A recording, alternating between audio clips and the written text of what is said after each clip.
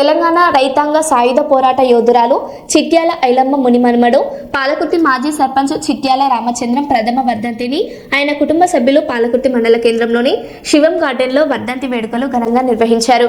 ఆయన మనవరాలు అశ్రిత మరియు కొడుకు సంపత్, శ్వేత రాజకీయ నాయకులు, ప్రజా సంఘాల నాయకులతో కలిసి జ్యోతి ప్రజ్వలన చేసి కార్యక్రమాన్ని ప్రారంభించారు. అనంతరం ప్రజాప్రతినిధులు, ప్రజా సంఘాలు నాయకులు చిత్రపటానికి పూలు చల్లి నివాళులర్పించారు.